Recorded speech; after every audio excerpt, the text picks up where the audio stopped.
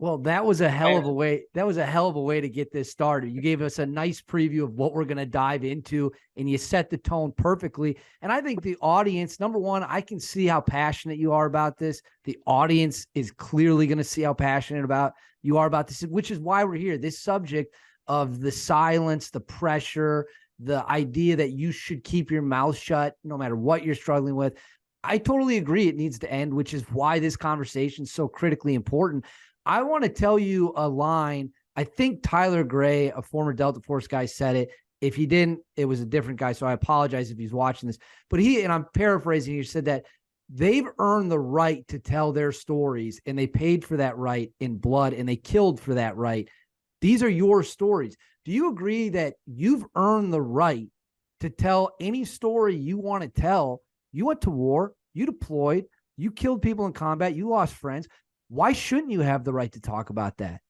yeah, if you need to for a reason that ties to your purpose, then it's okay. Yes, if you do it respectfully is the best way, right? Not saying people's specific names.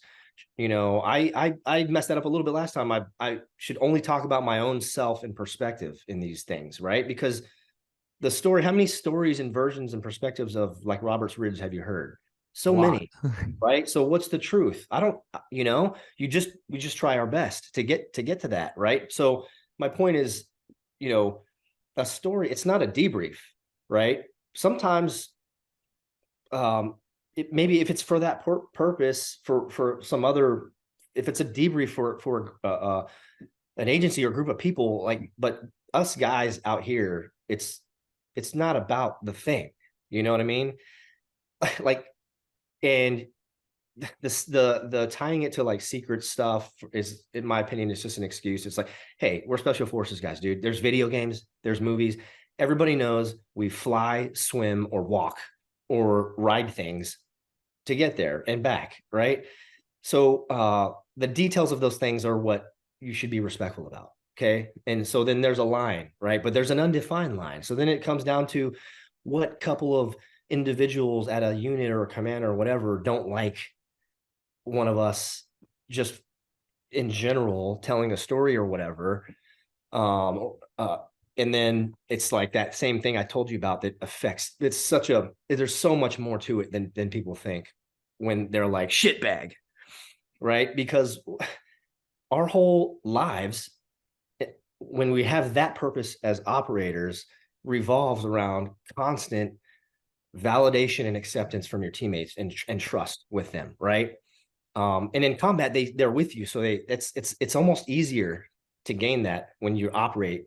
When there's not a lot of combat, it's harder because now you're going off of like how well or not somebody like sets up a trip or does admin work or like trains and shoots well or whatever, right?